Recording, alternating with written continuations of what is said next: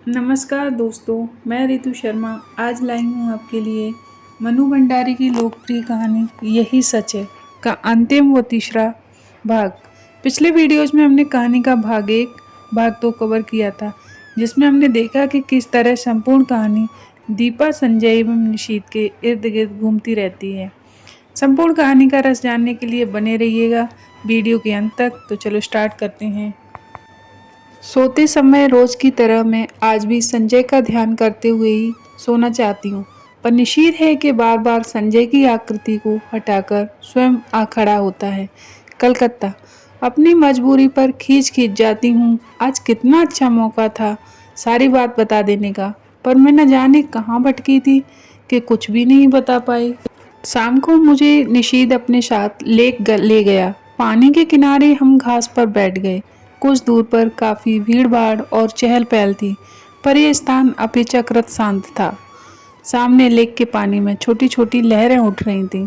चारों ओर के वातावरण का कुछ विचित्र सा भाव मन पर पड़ रहा था। अब तो तुम यहाँ आ जाओगी, मेरी ओर देखकर उसने कहा। हाँ, नौकरी के बाद क्या इरादा है? मैंने देखा उसकी आंखों में कुछ जानने की आतुरता फैलती जा रही है, शायद कुछ कहने की भी। मुझसे कुछ जानकर वो अपनी बात कहेगा। कुछ नहीं, जाने क्यों मैं ये कह गई। कोई है जो मुझे कचोटे डाल रहा है। क्यों नहीं मैं बता देती कि नौकरी के बाद मैं संजय से विवाह करूंगी। मैं संजय से प्रेम करती हूँ, वो मुझसे प्रेम करता है। वो बहुत अच्छा है, बहुत ही। वो मुझे तुम्हारी तरह धोखा नहीं देगा। पर मैं कुछ भी तो नहीं बोल पाती। अपनी इस बेबसी पर मेरी आंखें झलझला आती हैं। मैं दूसरी ओर मुंह फेर लेती हूँ। तुम्हारे यहाँ आने से मैं बहुत खुश हूँ। मेरी सांस जहाँ की तहाँ रुक जाती है आगे की शब्द सुनने के लिए, पर शब्द नहीं आते। बड़ी कातर, करुण और याचना भरी दृष्टि से मैं उसे देखती हूँ, मानो कह रही हूँ कि तुम कह दो। क्यों नहीं कह देते निशीथ कि आज भी तुम मुझसे प्यार करती हो? तुम मुझे सदा अपने पास रखना चाहती हो। जो कुछ हो गया उसे भूलकर तुम मुझसे विवाह करना चाहते हो। कह दो निशीथ, कह दो।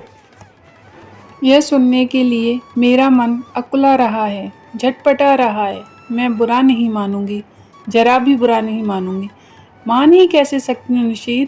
इतना सब हो जाने के बाद भी शायद मैं तुमसे प्यार करती हूँ। शायद नहीं, सचमुच ही मैं तुम्हें प्यार करती हूँ। मैं जानती हूँ तुम कुछ नहीं कहोगे, सदा के लिए मितवासी जो हो। फिर भी कुछ सुनने की आतुरता के लिए मैं तुम्हारी तरह देखती रहती हूँ। पर तुम्हारी नज़र तो लेक के पानी पर जमी हुई है, शांत और आत्मीयता के ये क्षण अनकहे भले ही रह जाएं, पर अनबुझे नहीं रह सकते। तुम चाहे न कहो, पर मैं जानती हूँ तुम आज भी मुझे प्यार करते हो, बहुत प्यार करती हो। मेरे कलकत्ता आ जाने के बाद इस टूटे संबंध को फिर से जोड़ने की बात ही तुम इस समय सोच रहे हो। तुम आज भी मुझे अपना ही समझती हो। तुम जानते हो आज भी दीपा तुम्हारी है और मैं। लगता है इस प्रश्न का उत्तर देने का साहस मुझ में नहीं है। मुझे डर है कि जिस आधार पर मैं तुमसे नफरत करती थी, उसी आधार पर कहीं मुझे अपने से नफरत न करनी पड़े। लगता है रात आधी से भी अधिक ढल गई है। कानपुर। मन में उत्कट अभिलाषा होते हुए भी निशीथ की आवश्यक मीटिंग की बात सुनकर मैंने कह दिया था कि तुम स्टेशन मत आना। इरा आई थी, पर गाड़ी पर बिठाकर ही चली गई। या यूं कहूँ कि मैंने ज़बरदस्ती ही उसे भेज दिया। मैं जानती थी कि लाख मना करने पर भी निशीथ आएगा, और विदा की उन अंतिम क्षणों में मैं उसके साथ अकेली ही रहना चाहती थी। मन में एक दबी सी आशा थी कि चलते समय ही शायद वो कुछ कह दे। गाड़ी चलने में जब 10 मिनट रह गए थे, तो देखा बड़ी व्यग्रता से डिब्बों में झांकता झांकता निशीथ आ रहा था। पागल है, उसे इतना तो समझना चाहिए कि उसकी प्रतीक्षा मैं यहाँ बाहर खड़ी हूँ। मैं दौड़कर उसके पास जाती हूँ। आप क्यों आए? पर मुझे उसका आना बड़ा अच्छा लगता है। वो बहुत थका हुआ लग रहा है, शायद सारा दिन बहुत व्यस्त रहा हो, और दौड़ता दौड़ता मुझे सी ऑफ करने यहाँ आ पहुँचा। मन करता है कुछ ऐसा करूं जिससे इसकी सारी थकान दूर हो जाए, पर क्या करूं? हम डिब्बे के पास आ जाते हैं। जगह अच्छी मिल गई? वो अंदर झांकते हुए पूछता है। हाँ, पानी वानी है। बिस्तर फैला लिया। मैं खींच पड़ती हूँ। वह शायद समझ जाता है, सो चुप हो जाता है। हम दोनों एक क्षण को एक दूसरे की ओर देखते हैं। मैं उसकी आंखों में विचित्र सी छायाएं देखती हूँ, मानो कुछ है जो उसके मन में घुट रहा है, उसे मथ रहा है, पर वह कह नहीं पा रहा। वह क्यों नहीं कह देता? क्यों नहीं अपने मन की इस घुटन को हल्का कर लेता? आज भीड़ विशेष नहीं है। चारों ओर नज़र डालकर वह कहता है। मैं भी एक बार चारों ओर देख लेती हूँ, पर नज़र मेरी बार बार घड़ी पर ही जा रही है। जैसे जैसे समय सरक रहा है, मेरा मन किसी गहरे अवसाद में डूब रहा है। मुझे कभी उस पर दया आती है तो कभी खींच। गाड़ी चलने में केवल 3 मिनट बाकी रह गए। एक बार फिर हमारी नज़रें मिलती हैं। ऊपर चढ़ जाओ, अब गाड़ी चलने वाली है। बड़ी असहाय सी नज़र से मैं उसे देखती हूँ, मानो कह रही हूँ तुम ही चढ़ा दो। और फिर धीरे धीरे चढ़ जाती हूँ। दरवाजे पर मैं खड़ी हूँ और वह नीचे प्लेटफॉर्म पर। जाकर पहुँचने की खबर जरूर देना। जैसे ही मुझे इधर कुछ निश्चित रूप से मालूम होगा तो मैं सूचना दूंगा। मैं कुछ बोलती नहीं, बस उसे देखती रहती हूँ। सीटी, हरी झंडी, फिर सीटी। मेरी आंखें झलझला आती थी। गाड़ी एक झटके से साथ सरकने लगती है। वो गाड़ी के साथ कदम आगे बढ़ाता है और मेरे हाथ पर धीरे से अपना हाथ रख देता है। मेरा रोम रोम सिर उठता है। मन करता है चिल्ला पड़ूं। मैं सब समझ गई निशीत, सब समझ गई। जो कुछ तुम इन 4 दिनों में नहीं कह पाए, वह तुम्हारे इस क्षणिक स्पर्श से कह दिया। विश्वास करो, ये तुम मेरे हो तो मैं भी तुम्हारी हूँ, केवल तुम्हारी, एकमात्र तुम्हारी। पर मैं कुछ कह नहीं पाती, बस साथ चलते निशीत को देखती भर रहती हूँ। गाड़ी की गति पकड़ते ही वह हाथ को जरा सा दबाकर छुड़ा देता है। मेरी झलझलाई आंखें मुद जाती हैं। मुझे लगता है ये स्पर्श, ये सुख, ये क्षण ही सत्य है, बाकी सब झूठ है। अपने को भूलने का, भरमाने का, छलने का असफल प्रयास है। आंसू भरी आंखों से मैं प्लेटफॉर्म को पीछे छूटता हुआ देखती हूँ। सारी आकृतियाँ धुंधली सी दिखाई देती हैं। असंख्य हिलते हुए हाथों के बीच निशीत के हाथ को, उस हाथ को जिसने मेरा हाथ पकड़ा था, ढूंढने का असफल सा प्रयास करती हूँ। गाड़ी प्लेटफॉर्म को पार कर जाती है और दूर दूर तक कलकत्ता की जगमगाती बत्तियाँ दिखाई देती हैं। धीरे धीरे वे सब दूर हो जाती हैं, पीछे छूटती जाती हैं। मुझे लगता है ये दैत्याकार ट्रेन मुझे मेरे घर से कहीं दूर ले जा रही है, अनदेखी अनजानी राहों में गुमराह करने के लिए, भटकाने के लिए। बोझिल मन से मैं अपने फैलाए हुए बिस्तर पर लेट जाती हूँ। आंखें बंद करते ही सबसे पहले मेरे सामने संजय का चित्र उभरता है। कानपुर जाकर मैं उसे क्या कहूँगी? इतने दिनों तक उसे छलती आई, अपने को छलती आई, पर अब नहीं। मैं उसे सारी बात समझा दूंगी। कहूँगी संजय, जिस संबंध को टूटा हुआ जानकर मैं भूल चुकी थी, उसकी जड़ें हृदय की किन अतल गहराइयों में जमी हुई थी, इसका एहसास कलकत्ता में निशीत से मिलकर मुझे हुआ। याद आता है तुम निशीत को लेकर सदैव ही संदिग्ध रहते थे, पर तब मैं तुम्हें ईर्ष्यालु समझती थी। आज स्वीकार करती हूँ कि तुम जीते, मैं हारी। सच मानना संजय, 2.5 साल में स्वयं भ्रम में मैं थी और तुम्हें भी भ्रम में डाल रखा था, पर आज भ्रम के सारे, छलने के सारे ही जाल छिन्न भिन्न हो गए। मैं आज भी निशीत को प्यार करती हूँ और यह जानने के बाद एक दिन भी तुम्हारे साथ और छल करने का दुस्साहस कैसे करूँ। आज पहली बार मैंने अपने संबंधों का विश्लेषण किया तो जैसे सब कुछ ही स्पष्ट हो गया, और जब मेरे सामने सब कुछ स्पष्ट हो गया तो मुझसे कुछ भी नहीं छिपाऊं। तुम्हारे सामने चाहूं तो भी मैं झूठ नहीं बोल सकती। आज लग रहा है तुम्हारे प्रति मेरे मन में जो भी भावना है वह प्यार की नहीं, केवल कृतज्ञता की है। तुमने मुझे उस समय सहारा दिया संजय, जब अपने पिता और निशीत को खोकर मैं चूर चूर हो चुकी थी। सारा संसार मुझे वीरान नजर आने लगा था। उस समय तुमने अपने स्नेहिल स्पर्श से मुझे जिला दिया। मेरा मुरझाया मरा मन हरा उठा। मैं कृतकृत्य हो उठी और समझने लगी कि मैं तुमसे प्यार करती हूँ। पर प्यार की बेशुद्ध घड़ियाँ, वे विभोर क्षण, तन्मयता के वे पल जहाँ शब्द चूक जाते हैं, हमारे जीवन में कभी नहीं आए। तुम ही बताओ, आए कभी? तुम्हारे असंख्य आलिंगनों और चुंबनों के बीच भी एक क्षण के लिए भी तो नहीं। मैंने कभी तन मन की सुध बिसरा देने वाली पुलक या मादकता का अनुभव नहीं किया। सोचती हूँ निशीथ के चले जाने के बाद मेरे जीवन में एक विराट शून्यता आ गई थी, एक खोखलापन आ गया था। तुमने उसकी पूर्ति की। तुम पूरक थे। मैं गलती से तुम्हें प्रियतम समझ बैठी। मुझे क्षमा कर दो संजय और लौट जाओ।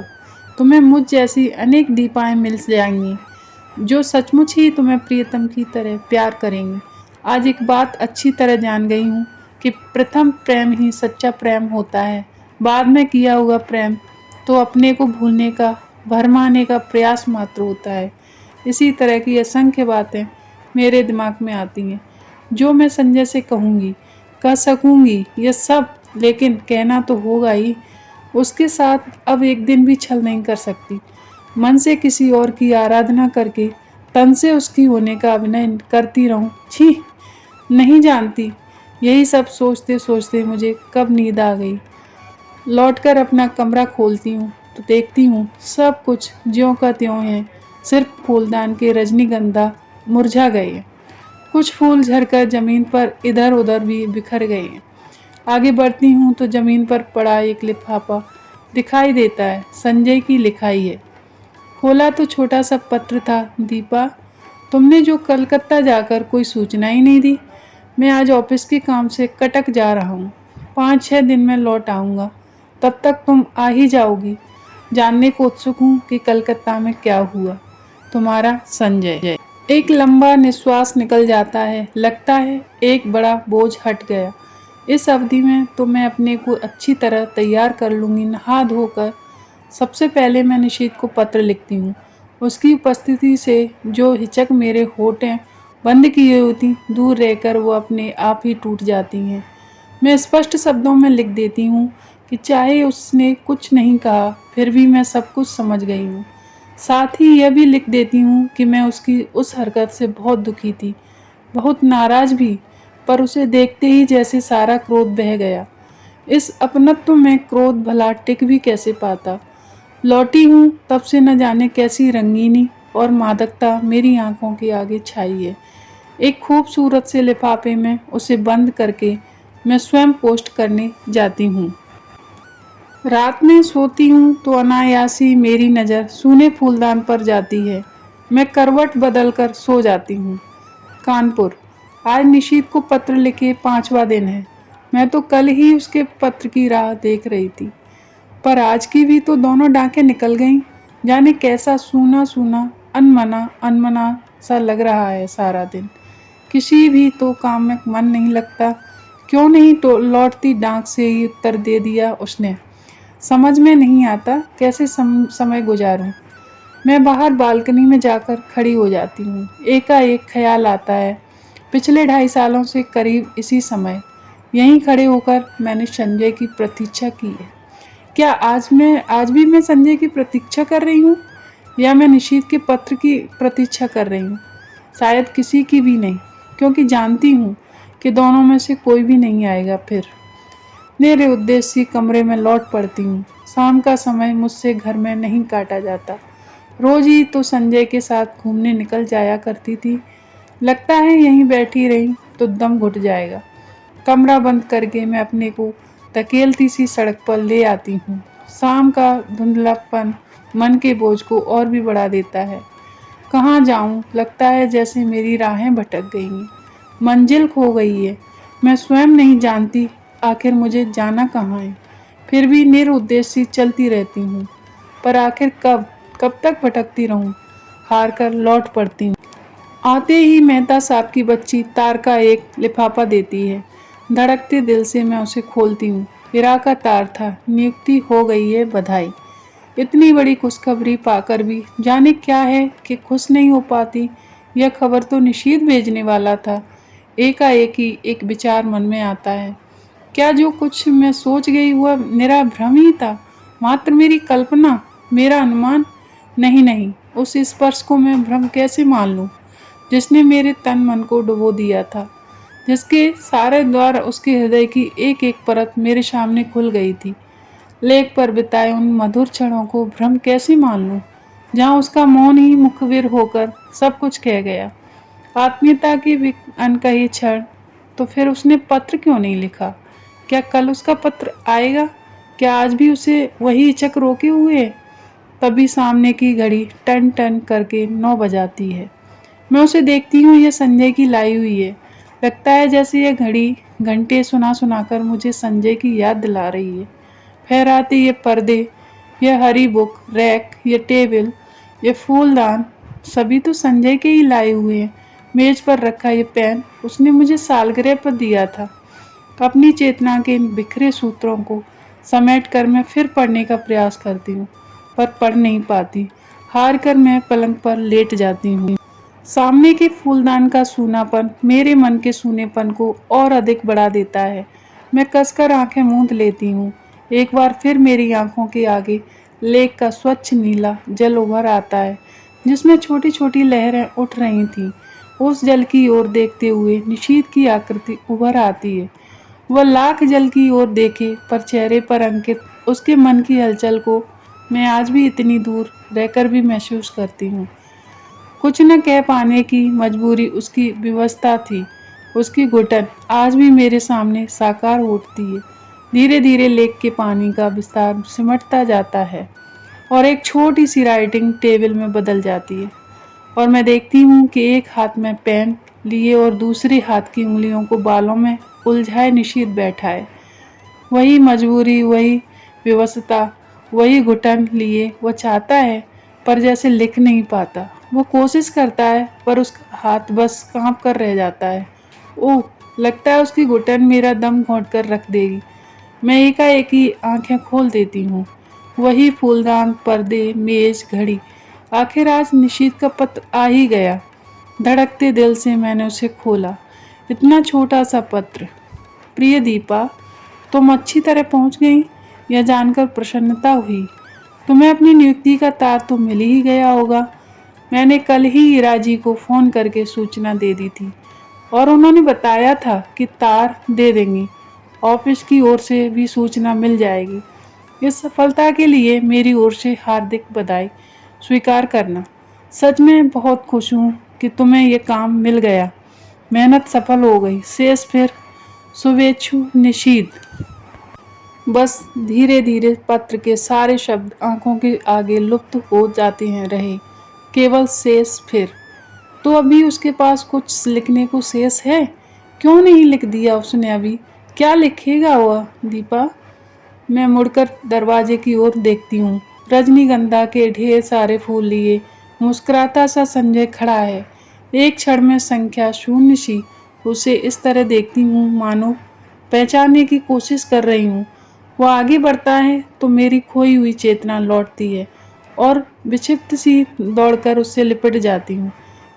क्या हो गया तुम्हें? पागल हो गई हो क्या? तुम कहाँ चले गए थे संजय? और मेरा स्वर टूट जाता है।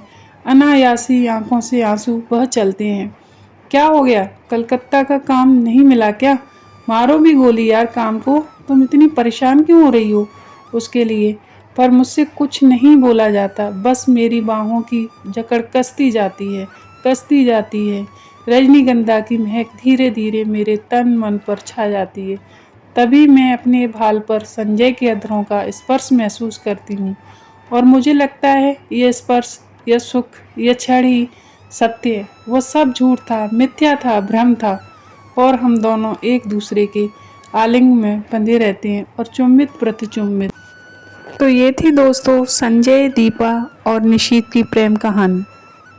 दोस्तों ऐसी ही वास्तविक कहानियाँ सुनने के लिए मेरे चैनल को सब्सक्राइब कीजिए तथा वीडियो को लाइक एंड शेयर भी कीजिए। आज के लिए इतना ही। मिलती है नेक्स्ट वीडियो में एक नई कहानी के साथ। तब तक के लिए बाय बाय।